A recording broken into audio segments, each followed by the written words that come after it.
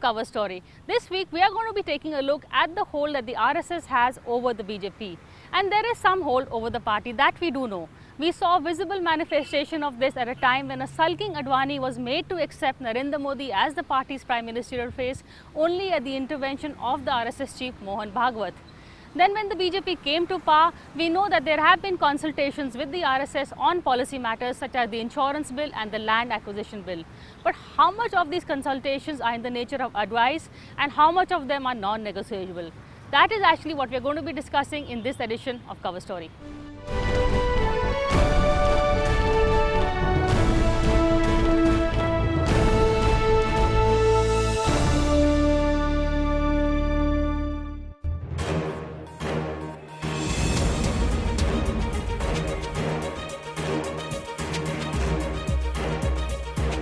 Whenever a BJP-led government comes to power at the centre, the RSS-BJP equation comes in for scrutiny.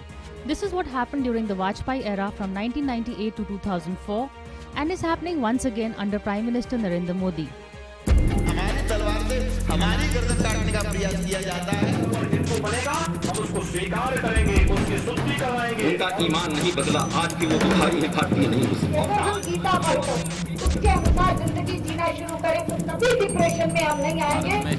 Hindu दुनिया के अंदर जहाँ कहीं और भी अन्य जाति के लोग हैं उस सब का वजूद खतरे में है. The scrutiny is not surprisingly heightened whenever a note of strident Hindutva creeps into the narrative of governance and there is talk of Ghar Wapsi and Love Jihad. Recently, on the one-year anniversary of the Modi government, Congress Vice President Rahul Gandhi hit out at the BJP via its ideological mentor, the RSS. जहां भी ये RSS की विचारधारा थोपना चाहते हैं, वहां आप जाके खड़े हो जाओ और इनको रोको. शाखा का जो ऑर्डर होता है ना, जहां ये शाखा का ऑर्डर लाना चाहते हैं, वहां आप कांग्रेस पार्टी का डिसऑर्डर ले लो और अपनी बात बोलो और स्टूडेंट्स को बताओ कि हम चाहते हैं कि वो अपने आप सोचकर अपनी विचारधारा निकालें. RSS Shakha is synonymous with patriotism, discipline, commitment to good of the country, good of the people. If that is the kind of situation that is coming in the country, probably somebody who doesn't have Indian moorings or somebody who has moorings outside of India must be feeling a little uncomfortable about it. But on the balance, it would be fair to remember one inescapable fact, that most of the top BJP leadership has its roots in the Sangh Parivar, and most of the leaders, whether it is Vajpayee, Advani, Modi, Rajnath, Nitin Gadkari, are all members of the RSS as well as the BJP. Hence, following the RSS mindset is not something that comes from under pressure, but is something that is ingrained in them. Both Atal Bihari Vajpayee and Narendra Modi, the two non-Congress or the BJP Prime Ministers as we may call it, have been RSS members.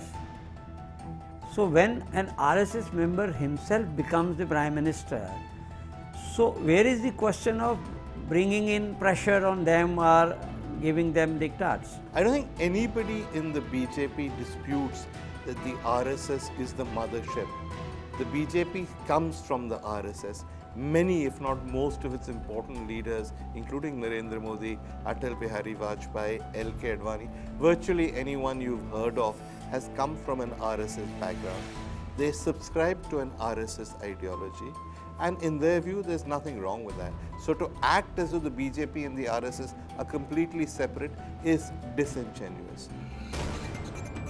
More to the point, as analysts and even BJP leaders themselves will tell you, it was not just Modi's development card that swung him to power in 2014, it was also the party's hardcore Hindutva base, a base nurtured by the Sangh ideology. You have to understand, given the magnitude of his mandate, there were at least 3 different categories of people who voted for him. There were hardcore Hindutva people who'd supported his rise within the BJP. One of them sitting One next of to you. them, perhaps being Dr. Swami. There were people who believed in him because they believed he was a visionary, a man who would do things, who would get the economy moving. And then there was the vast undecided who looked at the Congress, looked at the campaign it fought, looked at the record of UPA 2 and decided Modi was the best bet. If you look at them now, my sense is that the Hindutva guys are probably the most disappointed, because there's a sense that Modi has sold out. He's become part of what they call the Lachans' elite, and therefore has abandoned their agenda. There were we analyzed, some of us who analyzed this thought there were three factors in our victory. One was, of course, Modi's personality. And you know, this whole Gujarat success and all had been hyped so much that people began to believe that he'll really deliver goods. The second one was this anti-corruption campaign, which in my opinion discredited Congress's name very substantially. And third was this creeping Hindutva, which enabled a lot of people to rise above caste. And in UP it made a big difference. And Modi certainly has the RSS backing. This was clear from the beginning, at a time when a sulking LK Advani proved to be a stumbling block in Modi's smooth takeover as the party's prime ministerial phase. It was finally an intervention by the RSS that paved the way for Modi. If you recall, in 2013, when Advani tabled his dissent, it took both RSS confidant Nitin Gadkari and the RSS chief Mohan Bhagwat to finally placate the sulking patriarch. भी crisis होता है अडवाणी और मोदी के बीच में, तो नितिन गडकरी जाते हैं. Are you the RSS brand ambassador? आप आरएसएस के आदमी हैं जो उनको मनाने के काम आपको दिया है? ऐसी कोई बात नहीं. देखिए, RSS is a part of my life conviction, पर मैं कोई आरएसएस का प्रतिनिधि हूँ बीजेपी में, कोई ऐसा कभी होता नहीं. आरएसएस कुछ कहता नहीं, और मैं हर समय पार्टी में अगर कहीं ऐसा मुझे लगता है कि कहीं कोई गैप है, कोई अड़चन हो रही, तो मैं निश्चित रूप से दूध में शक्कर डालने का काम करने की कोशिश करता हूँ. LK Advani once rather emotively described the RSS hold over the BJP as a sort of an umbilical cord. There are others who disagree and say this is some sort of a noose. But whatever the equation that the RSS has over the BJP, there is no denying that the RSS headquarters behind me here in Nagpur does have some sort of an influence over the BJP-led government at the centre, whether it was the Atal Bihari Vajpayee government in 98 to 2004 or the current Modi-led NDA. Ever since the Modi government has come to power, the RSS has set up an official mechanism for interaction with the BJP government, apart from the unofficial channels, of course. The RSS has appointed Joint General Secretary Krishna Gopal to coordinate between the government and the RSS. This is not new. Vajpayee's government too had Vadan Das Devi as the interface. Moreover, Modi's ministers are often summoned to Nagpur or else meet RSS honchos at meetings usually held at Nitin Gadkari's residence in Delhi to be told the RSS point of view on key issues like the insurance bill, FDI and retail, and of course the land bill. But both the Sangh and BJP leaders claim that these interactions are merely advisory in nature and should be seen as consultations and not in the nature of diktats. The views, the sentiments of the RSS leaders and RSS cadres should be taken as very important views by any government. We are all, most of us are from the RSS, we take their views, their suggestions very seriously.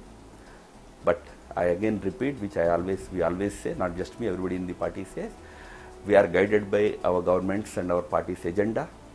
RSS is an important parent organization for all of us. We seek their guidance, we seek their advice. Government has its own momentum, it goes according to its own set agenda and all. Was there any differences on the insurance bill? Was there any pressure from the RSS on the FDI? As I said, views come from various sections. For example, even on this land acquisition related ordinance, RSS inspired organizations like Kisan Sangh, Mazdoor Sangh, they all had Swadeshi Jagad, they all had their very well thought out views, which were very helpful in bringing about certain amendments to the ordinance. But I don't think so far in the last 1 year there has been any instance where RSS issued a directive or diktat to Mr. Narendra Modi to do this or not to do this. Now, in case of Narendra Modi government in the last 1 year, there have been suggestions, for instance on land acquisition bill, on insurance bill, in fact if I may say so, on the agenda of economic reform. Similarly, maybe in certain instances of education, there may be suggestions which may be worth considering. So, what Mr. Narendra Modi has done apparently is, okay, if there is a suggestion, let the concerned people from the RSS outfits sit with the concerned ministers of Mr. Modi government and have a dialogue. There have been many instances when the RSS has meddled in government formation, in policies. I'll give you one instance. When Atal Bihari Vajpayee was sworn in, he wanted to make Jaswant Singh his finance minister. Mr. Sudarshan, who was leader of the RSS at that stage, went to see him and said, no, you can't make him. And so at the last moment, Jaswant Singh's name was struck off the list and Yashwant Sinha was appointed. There are many such instances of the Sangh interfering in government. But my point is this extra constitutional? Actually no, because anybody who votes for the BJP knows that it is an offshoot of the RSS. They imagine that the RSS will be involved. The campaigns are run largely by RSS cadres and RSS volunteers. So if you vote for the BJP, can you say, oh my God, they're involved with the RSS? You're an idiot if you didn't know that to begin with, right? In fact, BJP leaders do not attempt to hide the RSS influence, much perhaps as the Manmohan government did not shrug aside suggestions made by its umbilical cord, 10 Janpath. Some would even say that the Sonia Gandhi-led National Advisory Council had as much of a hold over the Manmohan government as the RSS does over the Modi government.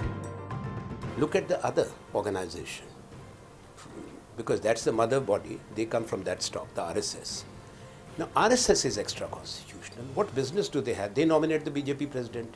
They send their leaders on deputation to the BJP. Some would say 10 Janpath is the RSS no, of the I'm Congress. sorry. That would be outrageous for anyone to say that.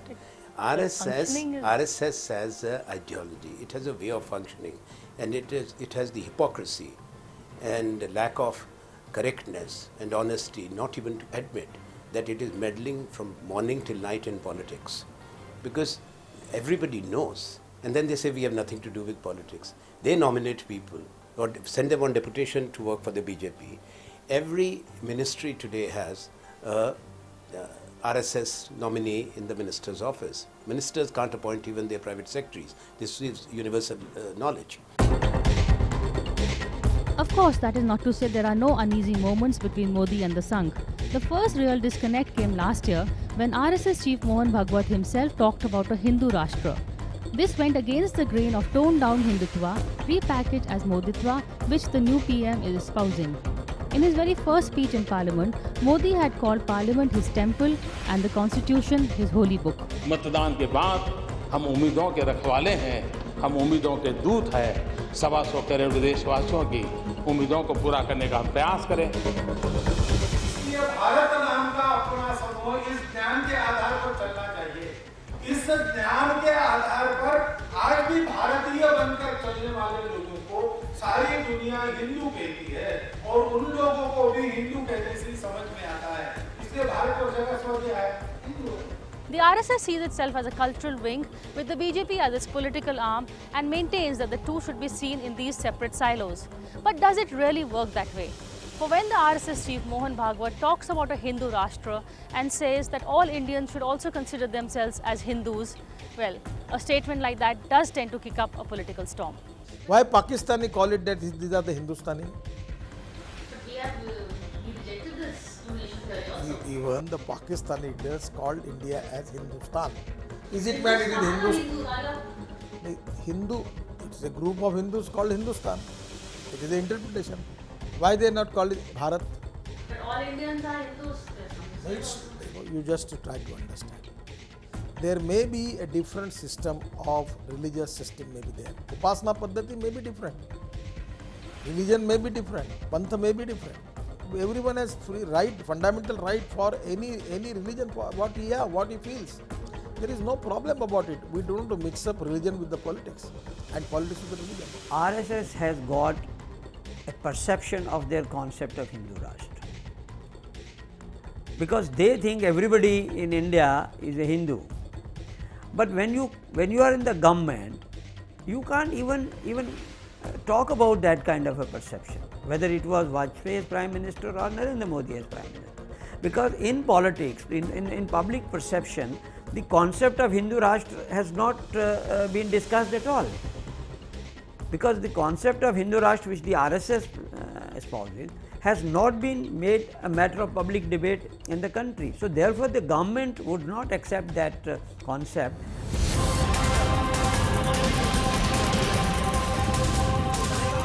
In addition, there have been certain ministers speaking out of turn, from the Ghar Wapsi controversy to other more strident comments.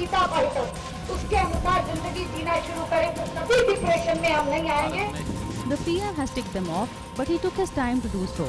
Initially, we were told that the dressing down took place off camera. Later, when criticized for not pulling up his ministers, Modi made a public statement in Parliament. And more recently, on the completion of his 1 year in office, Modi made a stronger statement against religious intolerance. याद रखिएगा, ये आपको तय करना है कि दिल्ली में राम यादव की सरकार बनेगी या की सरकार बनेगी, आपको स्वयं फैसला करना है।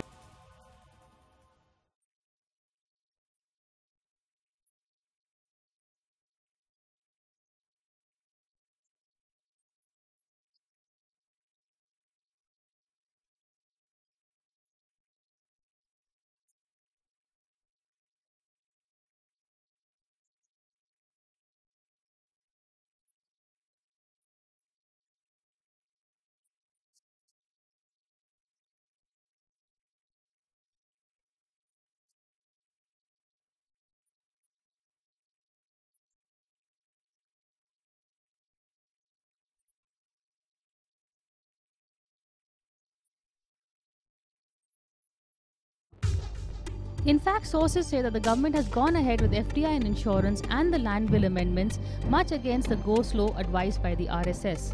And while the RSS has officially not reacted, its affiliates like the Swadeshi Jagran Manch, Bharatiya Mazdoor Sangh and others such as former RSS ideologue K. Govindacharya are not hesitating in going vocal against the economic and what some see as the pro-corporate stance of the government. The Modi government has been accused of favouring certain individuals. For instance, the recent Adani case. He should be cautious enough. He should be cautious enough. Julius Caesar's wife should be ever suspicious, as they said. Right.